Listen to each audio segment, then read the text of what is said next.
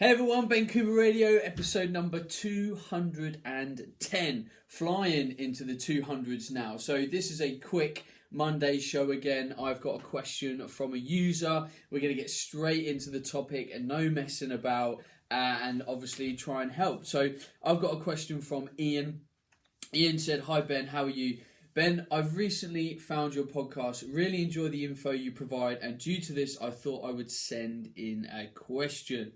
I know it's almost impossible to provide individual advice this way, but any help you could give me would be great.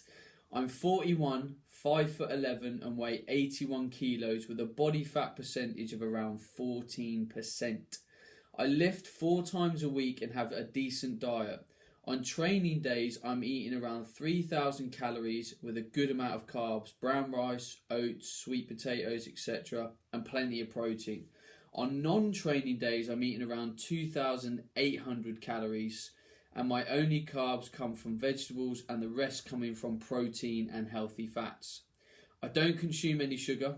When I'm in the gym, I train pretty hard. My problem is I don't see any significant muscle gain or fat loss results. I listen to other podcasts and read a fair amount of fitness articles and books, but the amount of conflicting material infuriates me.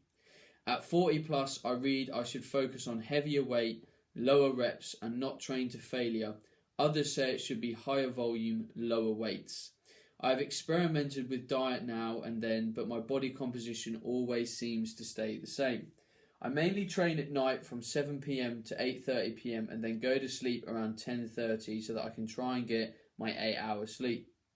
I was hoping you could do something on your podcast for guys my age and for late evening trainers. If you have already covered this on one of your podcasts, then maybe you could tell me which ones. Thank you for your time. Take care." So let's look at what is actually the crux of going on here. Now, everything that we do should be goal orientated. So if you're putting in effort and there's X, Y, and Z variables, diet, training, etc., and you're not getting the outcome you expect, then you have to change the variables. Now, this is one way that the modern age can paralyze us. There's information everywhere, articles, videos, podcasts, etc. And this is why I recommend that people don't get too many sources of information that they follow, so that they're not always kind of fighting this battle of should I do what he did, should I do what she said, etc. So this is then also why we have to understand and appreciate nutritional and training science. So if you're confused on something like should I do low weight, low weight, should I do high weight, what should I do? At this point you have to say, okay, given my goals, what would be the typical scientific application? So if I wanted to build muscle mass, my application would probably be around a higher volume approach. Like think how a bodybuilder trains. It's usually higher rep, interspersed with some strength work, let's say every 3 months, periodizing accumulation phases. So, looking at Ian's goal, we have to say to ourselves, okay, Ian, it sounds like your goal is very body composition orientated. You want to look good with your shirt off, you want to feel good, etc. That's absolutely fine. So to do that, an increase in muscle mass is key. So with that goal in mind, you have to say, right, what's the best application for an increase in muscle mass? Is a higher weight, higher volume approach.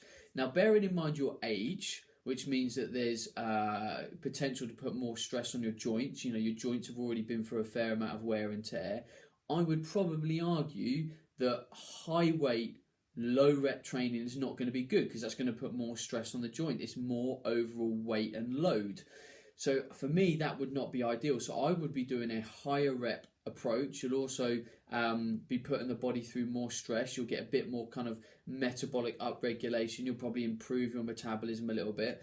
But if you're currently eating a certain amount and training a certain way and you're not getting results, you've got to manipulate the variables. So you, by the sounds of it, are currently eating in a calorie maintenance. With what you're doing of 2,800 calories on a day off and 3,000 calories on a training day, it sounds like you're maintaining your weight. So it sounds like you need to drop those calories 2, 3, maybe 400 tops and sit on that for a while. Now, I personally try and prefer people to get to a point where they lose the fat that they want to lose, and then over time you slowly layer on muscle and performance and the kind of things that you want to build in long term. I always think it's best to get the fat off. Get yourself to a place where you're feeling good, you're confident, you're happy with the way that you look, which is usually in a lean state for a lot of people. Get to that place, feel good, and then slowly work on building the muscle, build on the performance, build on the strength. And you can just embrace that journey over time, because if you're at a point where you're happy with your leanness and you feel that you look good, then there's almost, you've already conquered a big part of the goal, which is to look and feel good. And then you can just work on that other stuff over time. If you are carrying a little bit of weight, and you think, oh, I'll try and gain some muscle and strength first and have a bit of a bulk or whatever, then you're always in the back of your mind going to be thinking, oh, well, I'd like to be leaner, I don't quite look good enough. And you probably will fight with really pushing yourself hard and going all in on building muscle and performance, whereas in the back of your mind, you actually want to be leaner. So I always say to people, get lean, then build muscle, and then the journey, for me, is going to be a lot easier to embrace because you've already conquered a big part of your goal.